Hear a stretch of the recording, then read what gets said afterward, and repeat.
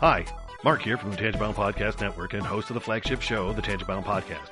Did you know that we over at Tangent-Bound are always looking for amazing podcasts to promote? And did you also know that we are also proud nerds and geeks of everything from movies, music, gaming, TV shows, and comic books to wrestling, MMA, soccer, and football? Whatever you can nerd or geek out about, we've got it. And if you're interested, we can help you find it. And if you're a show looking for a place to call home, we've got you covered. Side effects may include upset stomach, dizziness, tumors, shakes, and in some rare cases, death from excessive laughter. Though to be fair, it's only sometimes. Other side effects may include diarrhea, gallstones, heart palpitations, and strong desire for cookies on the dark side. Talk to your doctor and visit TangentBoundNetwork.com and see if Tangent-Bound Network is right for you.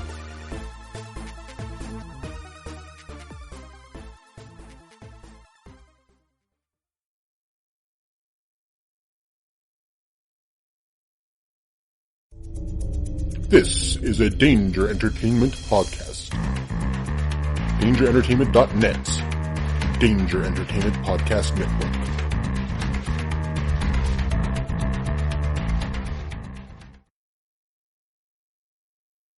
We're not doctors, therapists, trained professionals of any kind, so if you feel you do need help, please reach out and get the help you need. We have a whole list of things on our files page over on Facebook at facebook.com/crazylifepodcast.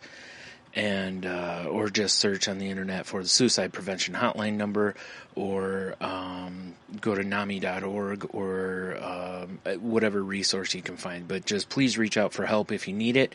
If you feel as though you're going to harm yourself or others, definitely reach out and try not to be alone.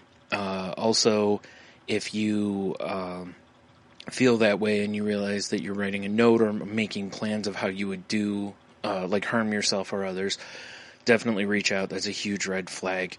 And lastly, please do not replace the idea of therapy with listening to this show.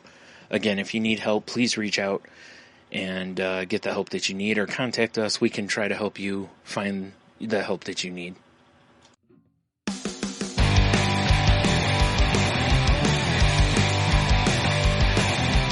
Life sucks to the last drop. Are you gonna blow your head off? Take good aim and don't forget to duck. Life sucks every Monday and all the way to Sunday, but I wouldn't have it any other way. I don't care how you're doing, what's up or how's it hanging. I'd like to buy this world one last drink. Life sucks all of the time. Stick it up your sunshine, and then you'll see the clouds every day. And then you'll see the clouds every day. And then you'll see the clouds every day.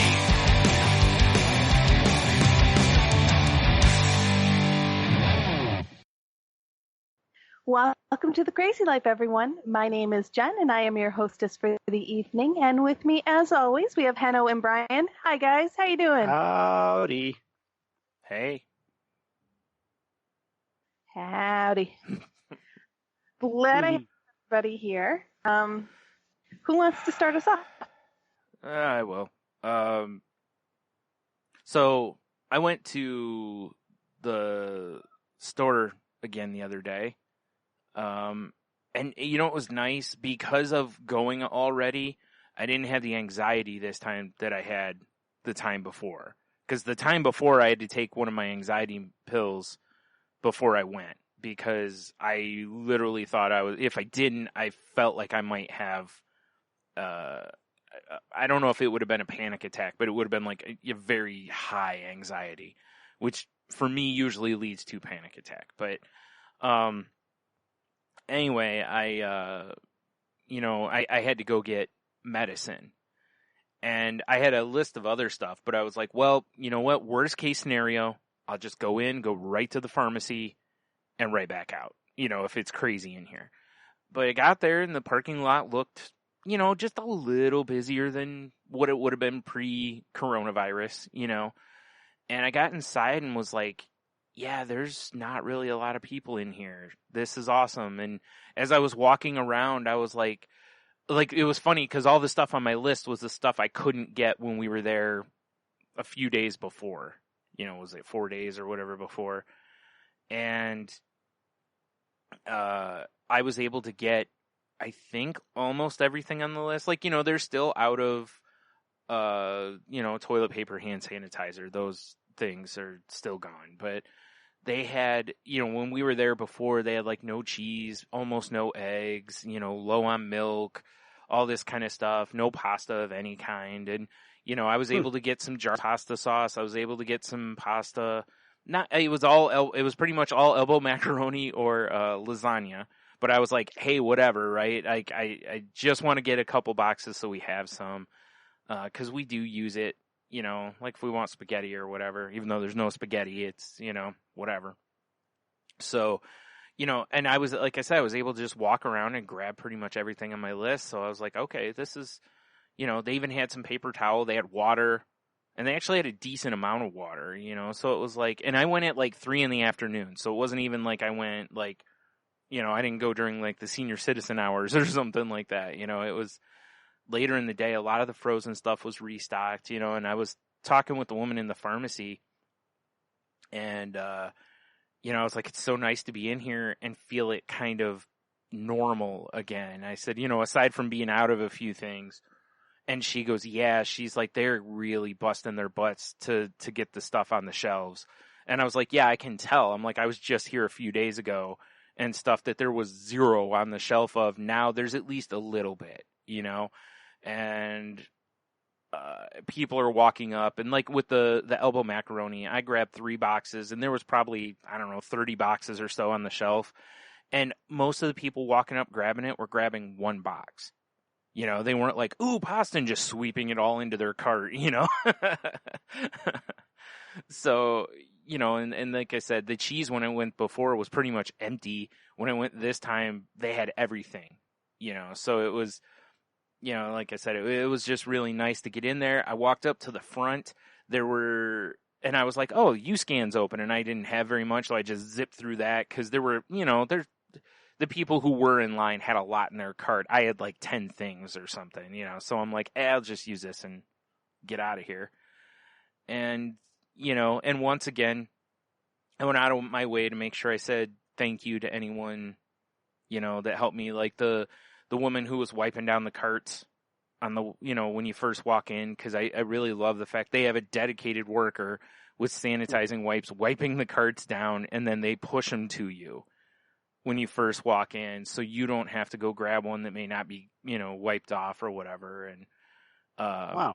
Yeah. Cool. Yeah. And I made sure I was like, thank you so much for doing that. And, that kind of stuff. So it was, I've been trying to make sure that when I am going, not that I've been going to many places, but when I am going, I'm trying to at least make sure I'm saying thank you to the people who are helping, because realistically, right now, like I said, these are the people on the front lines of this, the people who still have to go to work, because, they're essential or whatever. So I'm, and I've read so many stories of people being mad and yelling at employees for various reasons. And, we talk about that a lot on here anyway, about how it's most of the time it's not the employee's fault. They're doing what they're supposed to do or something. But, yeah, it was just, like I said, it was just nice to kind of feel a little normalcy when everything else feels weird right now, I mean, again, aside from the fact that as you're walking around the store, a lot of people have gloves and masks on. That is still, a surreal kind of thing. Gloves, not as much, because the weather's still been cold enough here that, there's people who would walk around the grocery store with gloves on, not plastic gloves, but they're winter gloves or something. So, but the masks, that's the weird part. Or people with scarves or, scarves or whatever over their face, it's all kind of weird. But, and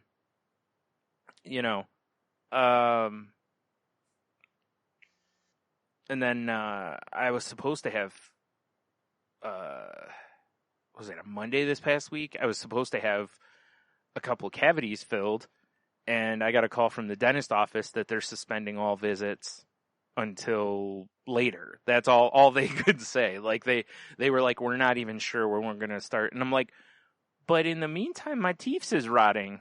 Like that's no bueno. Like I understand, and I don't want anyone to be put in harm's way, but I also still kind of feel like I feel like these should be taken care of, because if I have to wait 6 months, 8 months, we could be talking a whole different story here, rather than just not minor, but just a filling, who knows what could happen. There could be a soft thing. I could break a tooth, but whatever. Like I said, I understand, right now, and I understand the minimizing the risk is more important. So, but it was just kind of, a little weird. What was weird though was like the dentist office, which is in the same building as my primary care doctor and my mental health provider.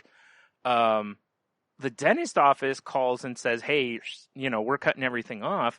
I had therapy scheduled for yesterday, and I'm like waiting for the phone call from them and not so much getting the phone call. And I'm like, so I can't get my teeth fixed, but I can go get my head right. And I was like, I guess I get it, because mental health is a little more necessary. I don't want to necessarily even say that, but I get why, especially with everything going on, that could be very important to some people. Like, you may have to get that balance. So I get it. It was still a little weird though, that I figured if nothing else, I might get a call that was like, hey, we're only going to do phone type, like tele health or whatever.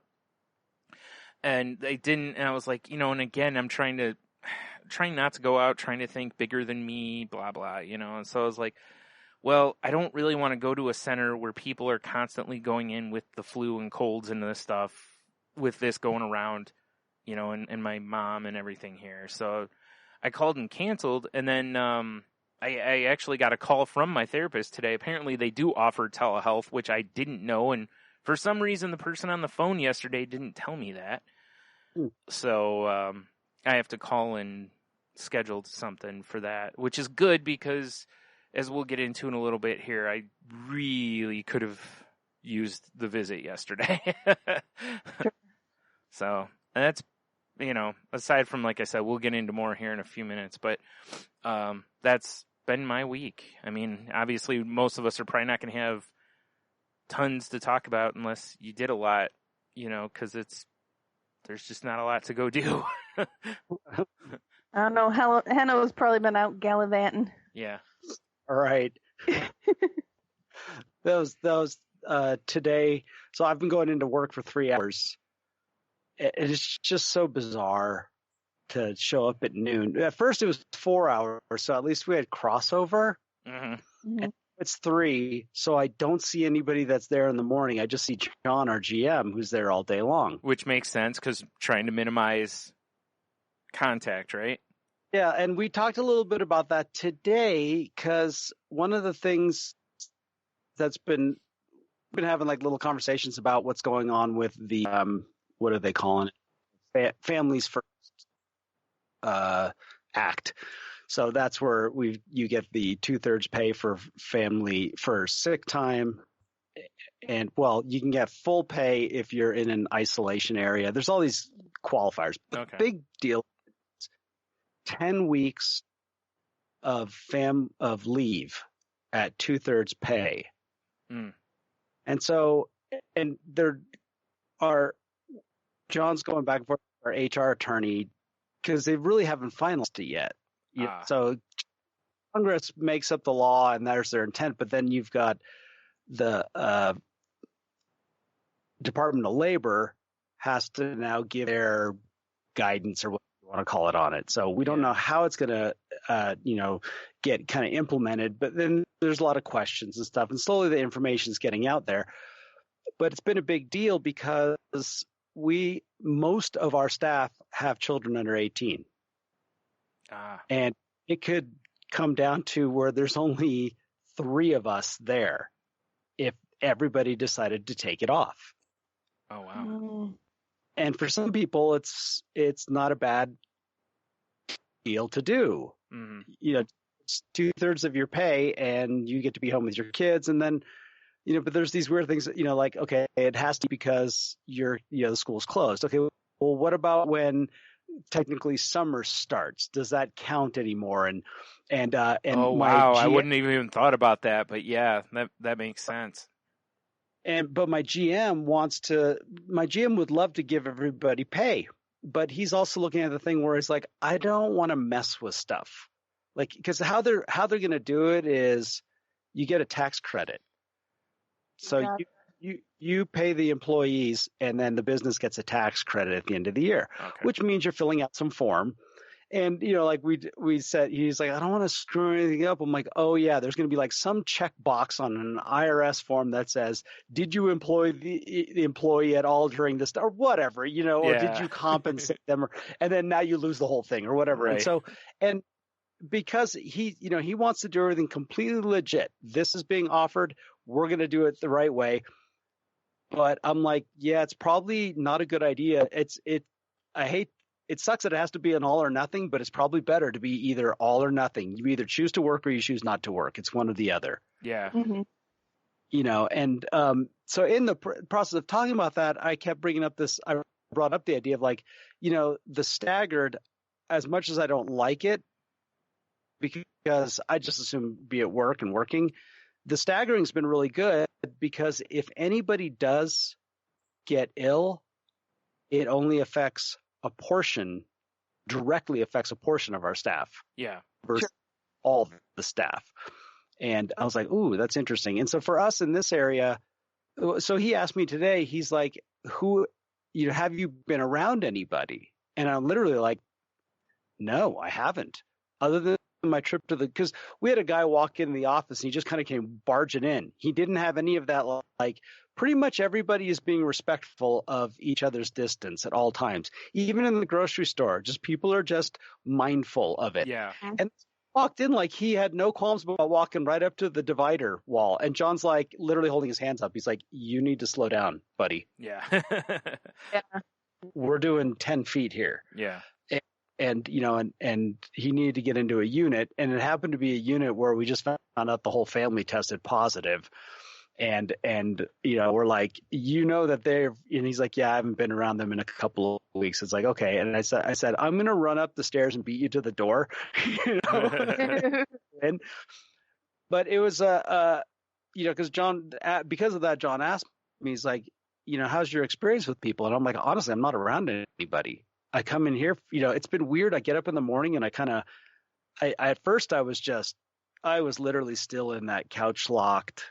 I don't want to do anything because everything's uncertain mode. Mm-hmm. And slowly this week I was like, and that was mostly just last week. And then this week it's like, okay, I made a point to get up and do something every day in my house, something. And so I actually fixed some things that I had that were broken and then when I came home, the thing that's been bumming me out is I don't feel well at night. And it's either like a cold symptom, or I feel like I've got a headache, or I feel like I've got a fever, but I don't. The kind of thing where I take some aspirin but then I wake up in the morning and I feel fine. And I don't know if it could be from the shingles vaccine I got, because that can trigger other things. But everything now is like, COVID, the minute you feel something. Yep. Right. Yep. It's just the way it is. And, it makes you just hyper aware of how you're feeling. And I think part of that has made me be very couch locked. And I haven't done anything on the studio, on our recording mix. And so this week I finally said, I need to start doing stuff. So the last few nights I've, had an extra cup of coffee to get myself, going, and sat down and did some recording and some organizing and did some things. And that's felt good. But we're in a weird place right now, because when John brought up the idea, if people take a bunch of leave, it may only be a few of us and we're going to have to be here for full days. And I'm like, bring it. Like, I'm ready. Yeah. I'll literally give me the housekeeping card. I'll go around and do it. And then what was trippy was today we now got, it's going to start on Monday. We went from shelter in place to full isolation, which means there is no, like before, if you're like a landscaper, you could be out there working. Now there's no landscaping. If you were doing construction, you could be building. Now there's no construction work allowed. plumbers and electricians, emergencies only. Yeah. And so I sat there. I'm like, okay, well, I need to have a good reason for why I'm traveling now. Mhm. I'm going to work. I know there's a reason for me to be at work because every time I've been there, there's been a call on the radio or somebody needed something. And that's what we're there for, is we provide direct service to these people. Yeah. It's technically, the rest of the time, what am I doing? I'm painting. I'm doing property maintenance, which is not allowed anymore. Property maintenance is not essential. Right. And then, because I kind of ended the day with this, because I kind of wanted to get a grip on it. And then I was reminded, because I know that there's something that we do that is unique. And then all of a sudden I realized that, oh yeah, I'm infrastructure. Because we have things that come to our property, and then we have it's not like your house where your water supply comes to your house and it's the pressure into your house. We literally have pumps that distribute it throughout our property, right? I see. Right. The heating and ventilation is not just one heater. It's a boiler plant for 65 units plus a health club that happens to be shut down. But still, we have to go and inspect all that, because if anything breaks down, it's not just like we are no different than what the city is doing. Right. The city is providing sewer services and water services to an entire town. We're just on a smaller scale. And that's what I'm like, okay, cool. I'm good with that, because I'm like, what do I tell a cop? Yeah, 'Cause exactly. they're literally using law enforcement Yeah. to enforce this. And you better have a good reason. Yeah. And so I'm hoping none of the whole family leave stuff doesn't kick in until something like the first couple days of April or something. I can't remember what the dates are, but I'm almost hoping that we either stick to the schedule we're doing, which I go and work for 3 hours to get paid for 8 hours, great, or get us going full time again. And just from the standpoint of it's that uncertainty that I really struggle with. Mm-hmm. Yeah. I think that's what most people are struggling with is, whether it's financial uncertainty or job security uncertainty or just any of it, your own health, whatever it is. It's just there's so much we don't know right now, like even hearing experts and stuff on a lot of this stuff to where they're like, we think this, but we don't know for sure. We're still working on, we have to wait until we have a bigger study for whatever, so it's tough because on one hand, information can be comfort, but it can also be unsettling for people. And that's the problem I think you run into in any like public situation, like the health, like the CDC or whatever. It's like, well, they want to put the information out there so people stay informed, they know what's going on, but there's also going to be a large segment of people that's going to freak them out. It's not going to comfort them. Yeah. Yeah. So you can't handle the truth scenario. Right. Yeah, exactly. And for me, I don't have a financial worry, because if I can justify myself being essential for 3 hours, I'm essential for 8 hours. It doesn't matter. As long as we can justify that. And so therefore I can go to work.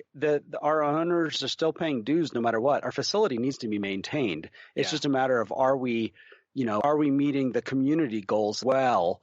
And that's where I'm just questioning everything, which I think we kind of need to do right now, even like externally and internally. Am I doing the right thing for myself and for my community as a whole? Right. And that's important right now. Oh, and speaking of the grocery store, I texted Brian about this right after it happened. But the day before we had a huge. We're basically in Idaho. The county I live in is ground zero, and we had there was a huge wedding, and people came from Seattle, and Washington is one of the big states for the infection. They came out here, and a whole bunch of locals had a huge wedding about a month ago. And so all of a sudden the cases started popping up here, and we have a lot of cases here. And so when the case started popping up, we went into, we were the first county to have any sort of state order. And at that point, I had already shopped for like a couple weeks of groceries, but I'm like, I better go back in and just make sure. And again, it was just not to stock up in store, but just to limit my travel and interaction. Right. For at least like, that's what we were thinking. Like when I went, since I had to go get medicine anyway, I was like, well, I'm already going to be in there. So is there anything else we need? So maybe we don't have to come back for a week or two, so we're not like, cause before all this, we would, like if we went the other day, it's like, whatever, we might go again next week and grab a few things or whatever. And it's like, I want to try to not do that if possible. I want to try to put 2 weeks in there if we can to space it, And we're basically, like, was one thing I talked about with my GM is like, I appreciate the fact that I'm allowed to respect our community standards as well as my work standard. And it feels right. And so I went in there at night and they'd closed early. I was like, oh shoot. Okay. Well, they open at 7. I'll get there early in the morning. So I get there early in the morning. I'm going through, I'm doing all my shopping. I get my cart is full. I've got almost all of it on the conveyor belt, plus some more still in the cart. And I turn and look behind me, and they had one checker only. The customer service person had gone somewhere else. And there's a dude with an energy drink and a lottery ticket. Oh, no. I'm like, this is one of those moments. And I just looked at him. I'm like, I just, gave him the old finger and the nod, like, dude, Right. I always felt like stores should always, if you're only going to have one checkout open, I always feel like the minimum should be 2. One should always be an express lane or something like that. Like you were saying, like the customer service desk or something where you can just run up with one item and get out of there, Cause like one of the things that frustrates me when I'm waiting in line is I'll turn and look and go, if they had an express lane /UScan / customer service desk, whatever, something like it's like, you could get probably half this line gone in 10 minutes. Instead, we're all going to be waiting here for a long time, and it's like, those are the things that really frustrate me. And especially if I'm one of those people with 2 items, I'm very likely to just set them down and leave. and the checkout person had to go over to customer service to process the lottery ticket, right? Which meant I had to wait longer. But I was like, who cares? Not in a hurry. Right. I've got all morning long. Right. It's not a big deal. And it was just felt like one of those moments where I'm like, okay, this is one of those moments where you get to be you can be a real horrible human, right? Be a decent human, and it felt good to be a decent human that day. Yeah. I'm with you. Sure. One of the things I forgot to mention is really frustrating is like with the whole limiting things and whatnot is my mom, there's a medicine that she's out of, and the doctor the neurologist that she sees will not just extend the prescription. It's something she's been on for years, right? He will not extend the prescription. He's still making her, she's got to drive to his office. Not go in, but once she's there, call them and say, hey, I'm here, basically. They'll bring a phone out, I guess, to her or something, and then she can talk to the doctor. Like, the doctor isn't even going to come out to her. But she's got to drive 15, 20 minutes to the doctor's office for this, and then go pick up the prescription. And it's like, she's 73. Like, what the hell is wrong with this? Sorry, what the hell is wrong with this doctor? Like, why wouldn't you just extend the prescription by a month and say, hey, call me in a month and we'll reassess? Like, it's something, it's something she takes, basically. I mean, it's not even a big deal. It's a medicine to help her sleep. That's it. Like, it's not even anything like major or life altering other than this allows her to sleep easier. Like, it blows my mind that he won't just, like, most of the time, and I appreciate his thoroughness normally, but in this case, he's unnecessarily endangering my mom. Yeah. And if nothing else, it's just a waste of time. If she's not going to see him face to face anyway, why? The only thing I can think of is Ohio may have some rule that you can't, like by phone, do it, but he could just call in a prescription. You know, like he could just call the pharmacy and say, "Hey, extend this." That's all he's got to do. Because she's had neurologists do that before. She just started seeing this guy a few months ago, and I guess it's just the kind of doctor he is. He doesn't like to do that kind of thing. He likes to keep seeing you, and you know, it's like, I get it. Under normal circumstances, cool. I like that he wants to monitor things regularly and stay on top of things, whatever. But it's like, this is a condition she's had for 43 years. Yeah. You know, and she's been on this medicine for, God, I don't even know how long. A long, long time now.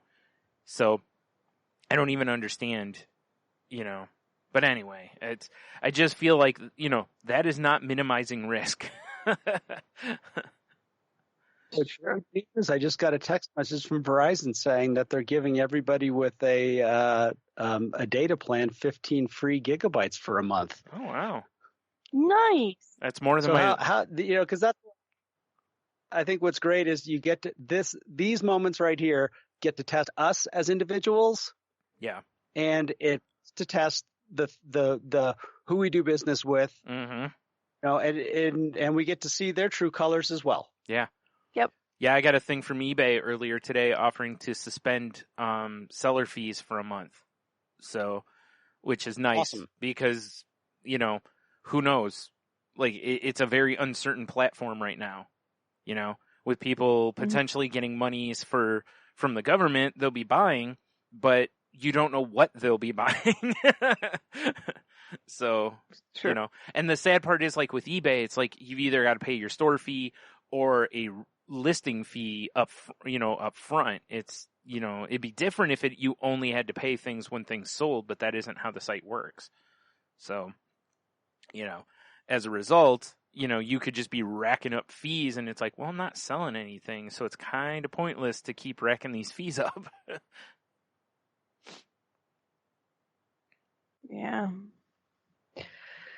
So, yeah, are you finished, Tenno? I don't want to step on your week. It's all you. All right. Well, so, you know, as the guys mentioned, there's not a whole bunch going on because it's, we're in the middle of a quarantine, but sort of. We're in shelter in place. Let me use the right words. Here in Michigan, we're shelter in place right now, and so not a whole bunch going on. Went to the grocery store, and I've been a few times. I don't know if I mentioned this last time because I lose track. I'm losing track of days because things are starting to run together. Yeah. Very badly. But something funny kind of happened at the grocery store. I was picking some stuff up, and I was at the meat counter trying to pick up some meat, and this guy comes up next to me to grab something, and I just hear this woman behind him, 6 feet, Harold. 6 feet, Harold. It happened on Sunday when I went to go clean the toilet, and the guy's literally hovering over me, and his wife's like, 6 feet. It was just, I mean, I did everything I could not to. And I'm like, whoa. Wow. I mean, I'm not gonna lie. I didn't even think about the whole 6 feet thing while I was in the grocery store. I just went about things as business as normal. I didn't even think about it, and it didn't hit me until like later. You know, Harold. I'm like, oh well, it's too late now. I can't do anything about it. I've already either been exposed or exposed somebody else. You know, so yeah, it was just it was so comical. Yeah. It was just so perfect and so comical. I had to hold it in because I didn't want to insult somebody. It would have been better if it's like, all right, go on, enough, Karen. Yeah. This 6 feet rule has got to be killing close talkers. Oh my God, you're not kidding. Right? Like, whoa, too close. And it's like, oh, finally, all of us have an opportunity to distance the close talkers from ourselves. Oh, that's a good laugh. Yeah. that was fun. And then, yeah, so work's been going well, and I'll openly admit I work for an amazing company. I mean, they really are going above and beyond and trying their best to do it for the employees and the customers and everything. So I am working from home, of course. I think I mentioned that before. So I do my normal 8 hours at my desk. But yeah, things are getting better. I mean, now that I'm getting a routine going, I'm starting to kind of fall into the old patterns, which is a good thing for me. Routine is always good for me. I was really struggling for a few days trying to like make it all fit together in my head, you know. Sure. And so, but yeah, so I am doing better and stuff. And I did last Friday. I did a drinking chat with some people from one of my DM rooms on Twitter. So we did a video drinking chat. So we all logged into Zoom, and there was about 6 of us, and we all had some drinks, and we all just, just chatted, and it was mindless and fun. It was just a different format, and nothing too unusual than what we would have done normally, except on Twitter. But just the fact that you get to see another person and hear a voice, it was nice. So it looks like I'm probably going to be doing another one of those Saturday. So we'll see how that works. And then, unfortunately, what Brian had alluded to a little bit earlier, a very good friend of ours passed away very suddenly on, I believe it was Tuesday morning.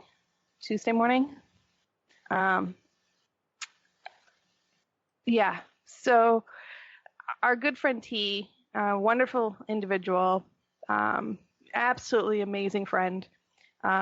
He was taken to the hospital, was not feeling well, and unfortunately he passed out and didn't wake back up. So, that being said, of course, it's very difficult trying to manage through any sort of sudden death in life and things like that.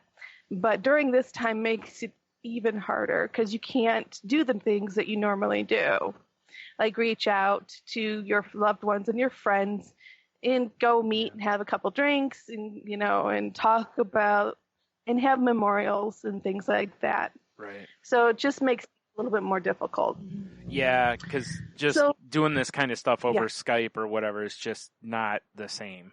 There's just there's an emptiness it doesn't fill, whereas just even sharing the room with somebody, just being around, or just the ability to give someone a hug or whatever if they need it, or that kind of comfort, you can't provide that through Skype. Right. So it is difficult, but unfortunately a lot of people are going through this right now due to the coronavirus, I should say, as well as other things, because life does go on. Just because there is a virus here doesn't mean life stops. Life does continue. So we wanted to talk a little bit today about different things that we can do to help get through and get through the difficult times. So the article I have that picked out for us is Dealing with Loss and Grief. Be good to yourself while you heal. Because I think we often forget that you gotta take care of you.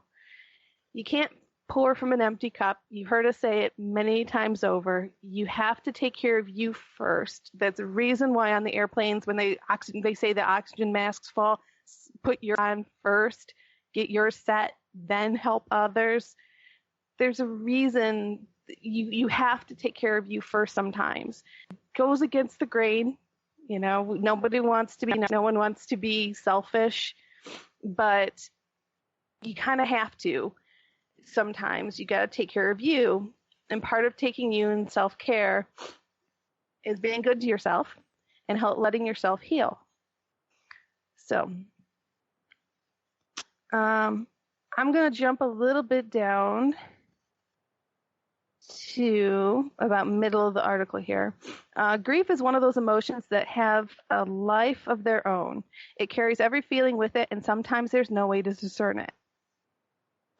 I mean, Brian, you mentioned earlier, I think it was off air, that you've been going through the stages of grief and you've been feeling each one of them.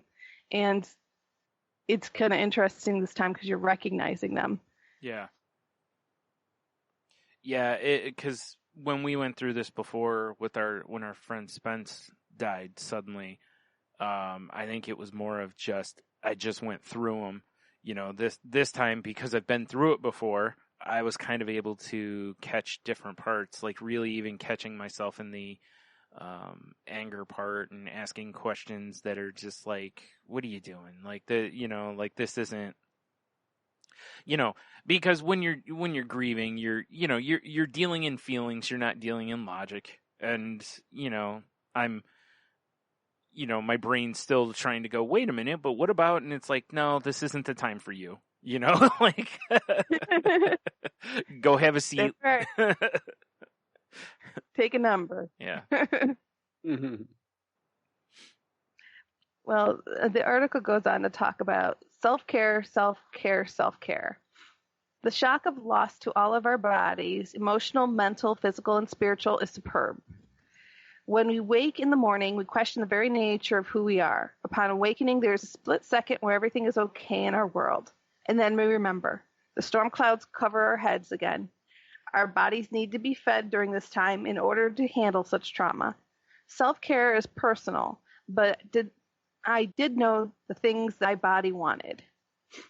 Lots of baths, fresh pressed oranges, organic juices, sticking to a daily structure, meditating in the morning, exercising, journaling, reading inspiring books, talking with friends, getting out into sunshine, taking walks, admitting my weaknesses, and learning to nurture myself.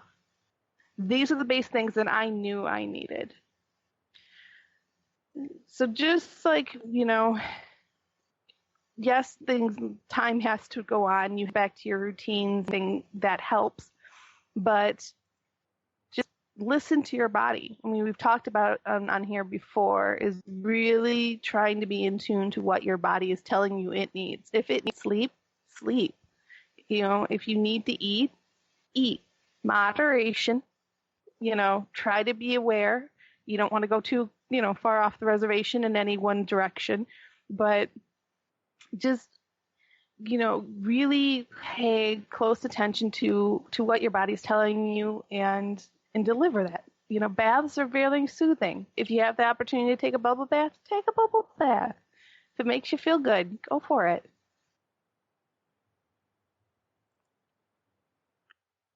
Next thing it talks about is accept there's a lot you don't know. When the pain of loss happens, it's like a lightning bolt comes and shakes the foundation of the ground. We question everything, our identity, who we are, where we're come from, where we're going. There's power in the surrendering to the unknown, in coming to accept that we no longer have control over what is happening to us. We realize that what we once knew, we can no longer know. In fact, much of the spiritual experience is coming to realize realize all that we are not, and less about what we think we are of what we know. Here is the great freedom. And it helps us to meet life's adversity with courage head on. Yeah, that's one of those. That's one of those things that I know I need to work on and I need to practice more. Mm-hmm. Because it falls into the category of, until you put it into practice and you get through it successfully, then you know what it feels like, and then it'll be easier the next time.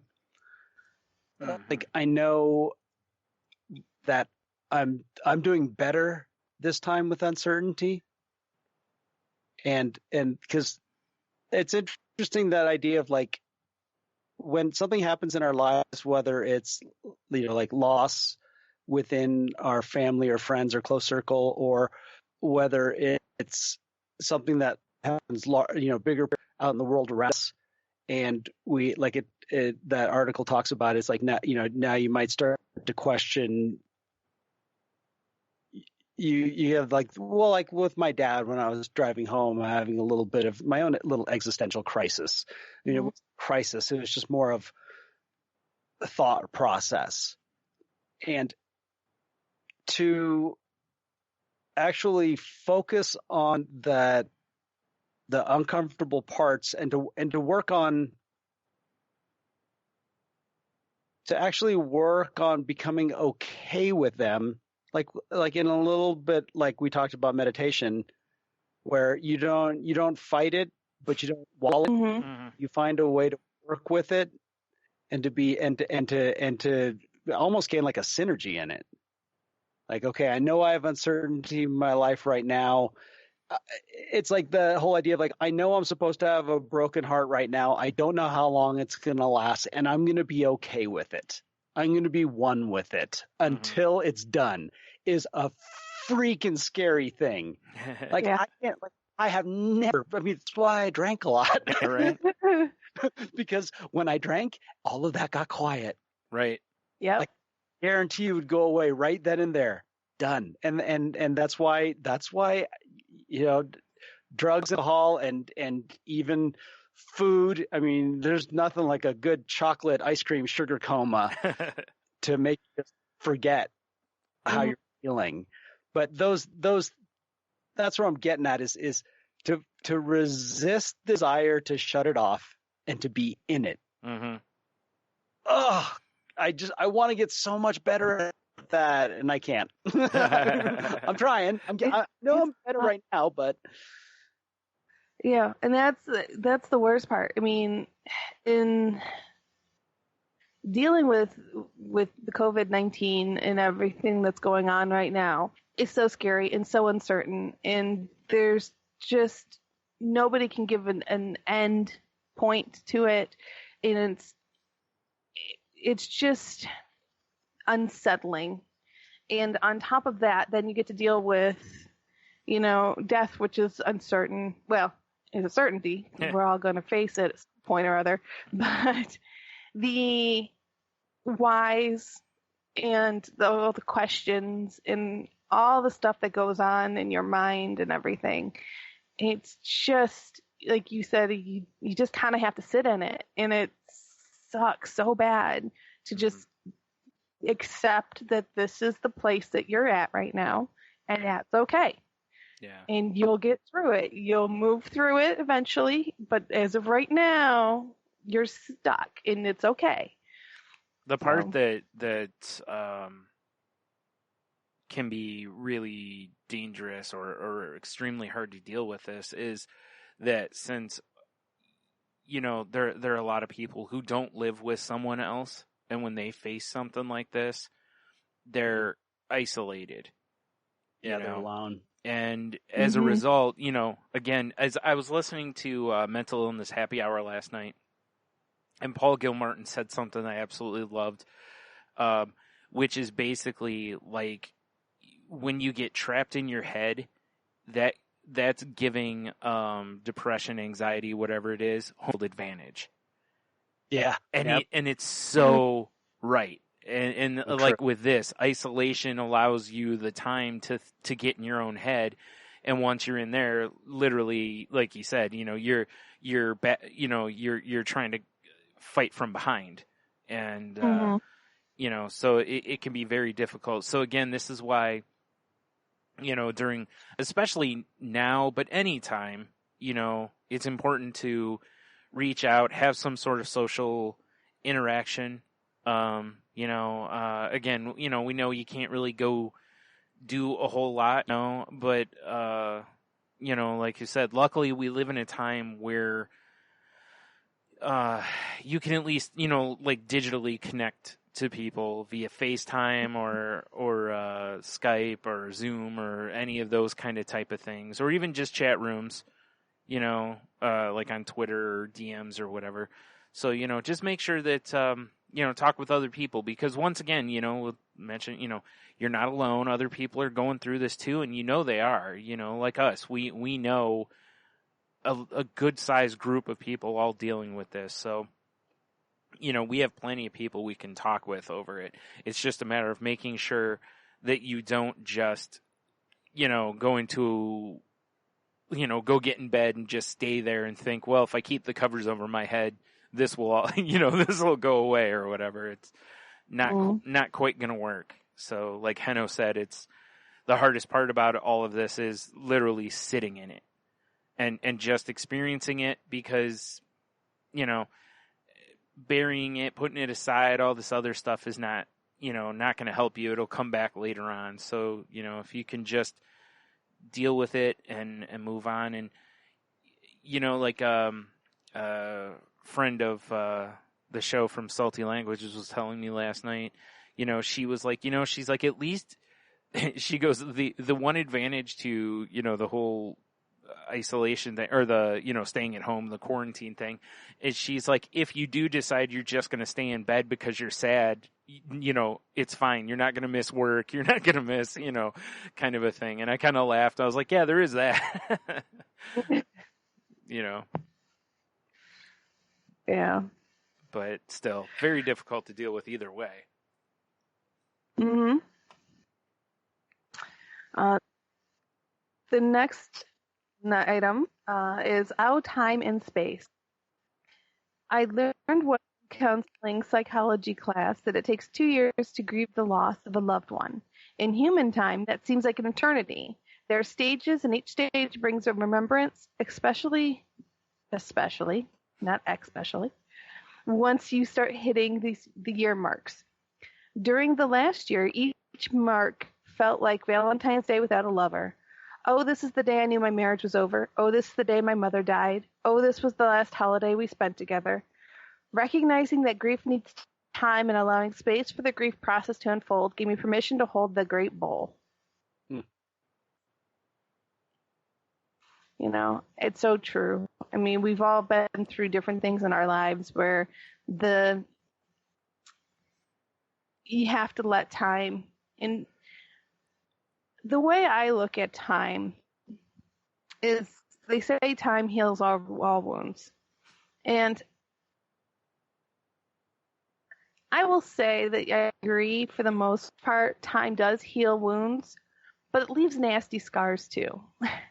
So, you'll still, just like scars carry memories, the wounds that you had, those are just going to be memories on your soul that are there.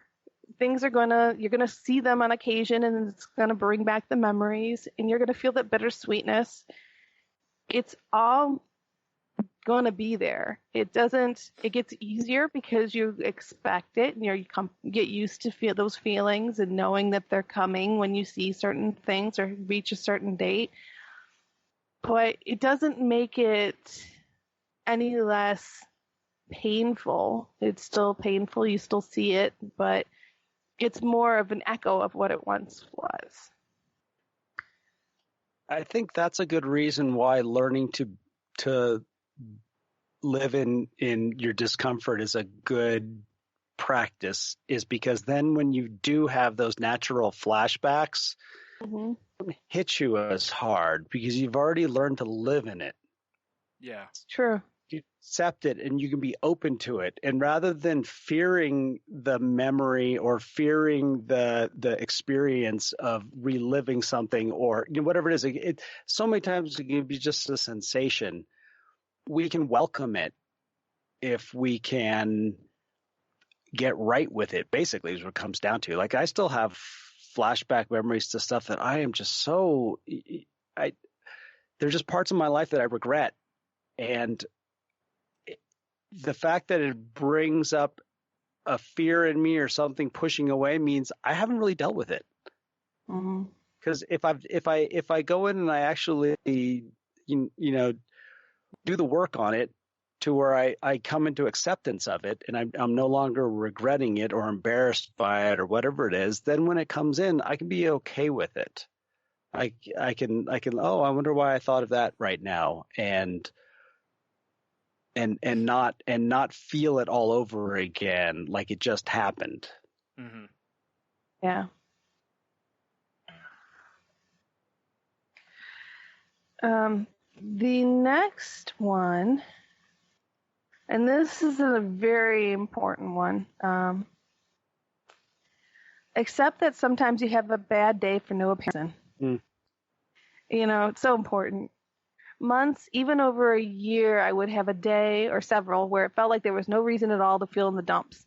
I wanted to refuse to let it get to me. Stay productive. Keep it going. At least that's what your mother would want. But on those days, I just held up home, watched The Real Housewives on Bravo if I needed, read People magazine, saw a chick flick, ordered a pizza with mushrooms and olives, and ate it all. I came to learn that grief pressures you to go within. I told my friends, bad day, can't talk, that's all. I didn't try to force it to be something different. Yeah. You know? That was something that took me a long time to come around on. But I've gotten to where I do that. Like, there's just some days where, like, and I've talked about them before on here, like, when I'll just wake up and I'll just be like, nope. Like, this just isn't, you know, and mine's depression based. So there is a reason to it, but it's, you know, but we do all have bad days, but it's, you know, when you have those kind of days, you know, kindness is the best thing to practice there. Like she said, you know, if you want to have a pizza, you know, go for it. Again, as long as those days don't become weeks, that become months, that become, you know, like, as long as it's in that situation, you know, it's, you know, because then you start looking at, you know, is this affecting my life negatively? And if so, do I need to enact some change, you know? But just having a bad day, and again, it goes back to just being able to kind of sit in it, you know, own it a little bit, and say, hey, I know, like she said, you know, with her friends or whatever, it's just, you know, bad day, can't talk, or, you know, whatever, something to that effect. Most people will understand because we all have bad days. So, and I think that's an important thing is some days we feel like isolating. Mm-hmm. Like we just feel like today's just a bad day and I just don't want, but then we, if somebody reaches out to us, we try to push them away, which is the worst thing to do. Yeah. Mm-hmm. The better thing to do is if I'm truly owning today, I'm just going to say, like she said, hey, it's a bad day. Don't want to talk. You know, can we talk tomorrow? Yeah, exactly. Like I'll text you tomorrow or something. Yeah. Yeah. Yeah. And that's even better is to say, I'll text you tomorrow and then actually follow through on that. Yeah. Yeah.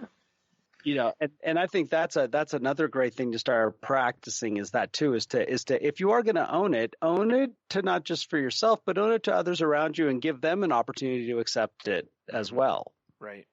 Well, That's a very good point. Plus it, you know, communication is key. Mm-hmm. You know, again, it's, if you let people know, like if someone says something, it's just a bad day, you know, can we talk tomorrow or something? You know, like you said, that gives them an opportunity to be like, you know, is there anything I can do to help or whatever at that point? And, you know, and potentially be of service. 'Cause, you know, maybe there is, maybe you could use a hangout with your friend or something. Well, not right now, obviously, but you know, maybe you could use a phone call, or maybe you could use, I don't know, whatever it is, some video game time together. You know, those kind of things, whatever it is you can do right now. So there's that potential also that, you know, or if not, then you can say no, but I appreciate it, you know? Yeah. Allow light in the middle of it all. I thought there were many weeks of despair that seemed to bleed together like a faded diary dropped in a hot bath. There were days in between where I experienced joy.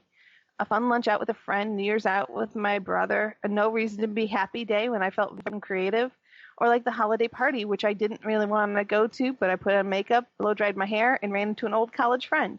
Embrace those days and don't feel guilty. Life is to be lived because one day, we all know the adage, we will die. So, it's okay to be happy. It is okay to laugh. Even if it's really fresh, it's still okay to laugh and it's okay to smile. Yeah. Sometimes I think we get so caught up in what's appropriate responses. Yeah. Like, that we don't recognize the fact of what's our honest response. Mm-hmm. I have laughed at a funeral. I have cried at a funeral. I have smiled at a funeral. I've gone through all of the emotions at a funeral. And that's okay. Mm-hmm. Granted, I am not, walking up to grieved loved ones and laughing in their faces. Obviously, you don't do things like that. Right. But, behind the, where no one's really around, me and my friends, we've shared a fond memory which makes us laugh and things like that.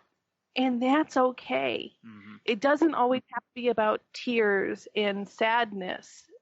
There can be light and levity to things. Right. And I just don't think that we allow that enough in our society and in our worlds. That it's okay to have the emotion reaction that you are having. Yeah. I think that brings up a really good point, and something else I wanted to bring up, which is don't beat yourself up if, like, going off of what you were just saying, don't beat yourself up if you look around and you see everybody else is just sobbing and crying and all this, and you're not. That's just not your feeling. That's okay too, it's something I've struggled with some of the loss I've dealt with, where I've actually, talked with my therapists about it, because I was afraid that I might be essentially too distant, Mm-hmm. And it's like, am I not experiencing feelings, or am I just not, or am I just not expressing them the way others do? The air quote normal way. And that's what it basically seems to be more with me, is that I don't necessarily express my sadness the exact same way others do, and that's okay. We don't all do that, because if for no other reason, if you think about it in the sense of, like, whenever someone dies, right, there's close friends and family, then there's that next circle out, and the next circle out, and the next, to eventually you'll get to a point where people will just be like, oh, that's so sad, and that's their reaction to it, because it doesn't really trigger an emotion from them other than empathy or sympathy, you know what I mean? And, but people that are closer to the scenario, the person who died, are devastated, so they may be crying or whatever. But again, you may see people that are not, because it's just not just kind of who they are, or realistically how you've been programmed, because, especially like guys that are programmed for years and years. We were programmed, don't cry, don't show emotion, don't, So, right. Don't, just like I said, just don't beat yourself up too much over it. And if you're in therapy, make sure you're being honest with your therapist also. Make sure you tell them this kind of stuff, because, this helps them, and it can help you as well. Because if you are doing something that you don't realize, maybe you're doing something to kind of wall yourself up from emotion, they may be able to spot it and help you with it if need be. And the last one we're going to talk about, which is one of my favorite sayings, and we've said it on the show many a time, accept that this too shall pass. And I think it's one of my mantras that I go to quite frequently, especially with everything going on right now. If we're having a good day, this too shall pass. If you're having a bad day, this too shall pass. And it works both ways, unfortunately. I wish it didn't, but it does. But yes, this too shall pass. Like everything else, all suffering will go until one day it comes again. The greatest thing about death is that it helps us to grow up. It matures us. It brings wisdom. It strengthens our bones. It teaches us to let go. We learn we can go through hard times, and with little effort, the sun shines again. and we can take off our shoes and touch toes in the sand and run on the beach, knowing that we made it through. Our happiness never really went away. It still exists inside of us. Yet we are remembering it anew. Fresh, transformed, our aliveness engages us again.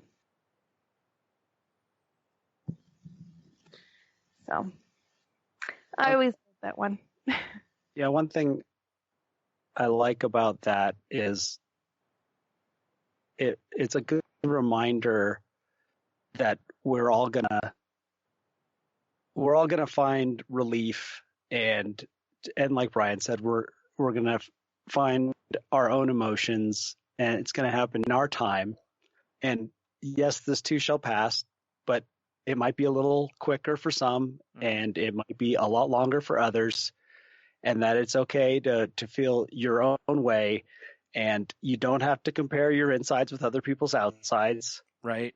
Yeah, and that's a great time to bring this up too, because there are a lot of people who steal themselves, while they're at like a funeral or a wake or whatever it is, and then would come home. Like, I'm very much that way, to where, like all through my dad's funeral stuff, I was pretty stoic, and then I got home and basically just unraveled, So if someone saw me, they might go, "Oh, he's dealing with it well," or whatever. And no, I certainly wasn't. It's okay that we can find our own way through grief, through change, through uncertainty, and nobody can tell you that you're doing it right or wrong. However, that's why we talk about this stuff, is that, there are ways that if you ask other people where people have had success, or, if you're finding yourself having a difficult time meeting some of these kind of simple milestones or touchstones, and then maybe you do need to talk to somebody else, and maybe you do need to evaluate how you are approaching grief or uncertainty or change in your life. There's nobody can tell any of us how we are to live our lives. That's our choice completely. Mm-hmm. But like with my, this is for my story, is I got to a point where I didn't like the way I was living, so I wanted to change, so I sought help. That was my choice. Yeah. And the same thing goes with whether it's grief or uncertainty or something like that. When I get to a point where I'm sick and tired of feeling sick and tired, that's usually when I'm inspired to seek help or try something new or try something different. Mm-hmm. But the last thing I'll ever do is force it on somebody else. Right. Nobody wants to see your friend hurting unnecessarily or in a difficult time, but it's still their choice. Mm-hmm. And I can't make that happen. And that's why that's why we bring these things up is we're going to present our experiences on topics. And if it resonates with you, we'll be happy to talk to you about it. Right. What's worked for us in a way, if you're to that point. Yeah. That is literally the biggest, I think it's the biggest takeaway I have from the whole therapy, reading the stuff we've read and the discussions we've had and stuff, is that really, in many, many ways, stuff with mental health topics have a lot to do with not just mental health, but mental health topics. What I'm thinking of is like, it's so much just throwing everything at the wall, and go, okay, this sticks, so I'm going to keep it, yeah. and go, okay, this, and this isn't working for me. And okay, well, let's try something else. And, sometimes you have to keep changing the strategy because, the whatever you're fighting kind of mutates a little bit. So you have to change it up to keep it guessing or whatever. But, and you're right with this situation here gives us all a chance to, if nothing else, it can give you a chance to reflect on your life, and am I living the way I want to live? Like if tomorrow was my time, am I happy with what I've done, basically? And if not, what changes can I make to put me at least move toward the road that I would like to be on? Those kind of things, so, I really and truly think in a ways, I think that's kind of some of the best thing you can do when something like this happens is you really can turn it inside and look at yourself and say, hey, okay, you know, and a lot of people will do that. Like if someone near their age dies from a heart attack, they'll go, whoa, I need to change my lifestyle, or, you know, I need to get serious about being healthy or whatever. And, you know, but it doesn't even have to be like that kind of a thing. It can just simply be you know, just, am I happy? Am I good with my life? And if not, can I make changes to improve it? So, you know, there's that too. And as far as the grieving, like Heno said, you know, a lot of the key on that is, again, like pretty much anything we talk about, it's like when it reaches a point that it alters your life negatively. You know, I was just listening to a podcast about hoarding the other night, and a woman was talking about how, you know, she's like, if you have a few things on your kitchen table and in order to use it, you just have to move a couple things. She's like, that's not as big of a deal. She's like, but if you literally can't eat at your table because it's so loaded with stuff, you probably should reach out for help, you know, kind of, or try to make some changes. And same with the grieving. It's fine to be there. It's fine if it takes a while. But if it paralyzes your life, you know, or you just stop doing things or whatever, then it, you know, maybe try to, you know, talk with somebody or seek some help. And again, none of us are doctors, therapists, you know, trained professionals, but that seems to be a pretty consistent thread throughout all of this, is pretty much anything that affects you emotionally, mentally, whatever, especially, it's like if it's influencing your life in a negative fashion, then that's probably time to at least talk with somebody. You know, just kind of do you know, go get the estimate, get the check-in, you know, or check-up. I mean, you know, hey, is this okay? You know, is this something that I should be concerned about? Absolutely. We good, guys? Yep. Yeah. All right. Cool. With that, everybody, you know what time it is. All right. If you'd like to continue the conversation with us, you know what to do. You can reach us at thecrazylifepodcast.weebly.com is our website. thecrazylifepodcast@outlook.com is our email address. You can reach me direct on Twitters at Witsky Dit. That's WHITSKEYDITZ. You can also hear me on another show it's called Shake the Sheets. It's a pop culture talk podcast, which I'm struggling with talking right now, obviously. Goodness. We get through it all. And you, Heno, how can they find you? Find me on Twitter at Ida Heno. Find me on Facebook, Heno Heiter. Also, you can find me on Facebook Messenger there. And it was funny, I got a text message this morning from Roy, who is one of the co-hosts on Moving the Needle podcast. He's like, so when are you posting that episode? And I'm like, oh, I'm going to put it up next. Oh, I was supposed to do that on Monday. Weeks are so screwed up. Whoops. I'm like, oh, wow, that was this week. I will be getting a new episode up in the next day or I'll have to have it done by Friday. But it's going to be it's another music episode on earworms, and it's really fun. So check out Moving the Needle this coming week. Awesome. Nice. And you, Brian? You can find me on Twitter at Stunami. You can find my other podcast at salty_language or at saltylanguage.com. And that show is not safe for work, so please be careful where you're listening to it. I mean, I guess if you're working from home, you know, still be sensitive of, you know, certain ears maybe. You can find this show on Twitter also at The Crazy Life Pod, where I post when new episodes go up. You can join us, our Facebook group at facebook.com/group/crazylifepodcast if you'd like to. We are part of the Tangent Bound Network, which can be found at tangentboundnetwork.com, and we're part of the Danger Entertainment Network, which can be found at dangerentertainment.net. So please go check those out. And there's links in the show notes for those also if you'd like to go see what other shows are on there. And, you know, if as usual, it's if you need help, please reach out.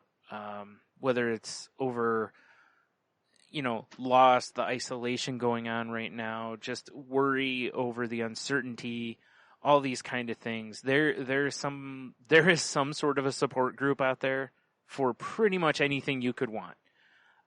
There's groups on Reddit that talk about things. There's, all sorts of resources out there. You just have to, have to kind of look for them a little bit. And if you can't find something you need, feel free to contact us. And if we have any, insight, we'll certainly pass it along. But like I said, reach out to other people. Try to, like Jen said, maybe have a friends night where you can get together and just talk. There's apps out there. I can't think of the name of them, but there's apps out there where you can like watch movies together, on Netflix or whatever, or basically do it like a book club style. Watch the movie and then jump on, Skype, Zoom, whatever it is you want to use, and Facebook Messenger, FaceTime, whatever the heck you use, and talk about the movie that way or whatever. And just try to find ways to kind of keep from being isolated if possible. Just for your own sanity, if nothing else, because it's no good. Plus, again, if you do deal with some sort of a mental health issue, that's real estate you don't want to be renting out. So, yep. Please do that. And, as I said before, please be kind. If you are going out for something, be nice to the people working. They're trying their best. They're dealing with an incredibly stressful situation. They're essentially at risk for all this stuff. So, be nice, be thankful, and make sure you're washing your hands and keeping your 6 feet distance. Harold. Exactly, Harold. Well, folks, go out there, have the best week you possibly can. And T, we're going to miss you, man. No doubt. So everybody keep practicing your breathing. Try to stay as calm as possible, and keep wiggling your toes.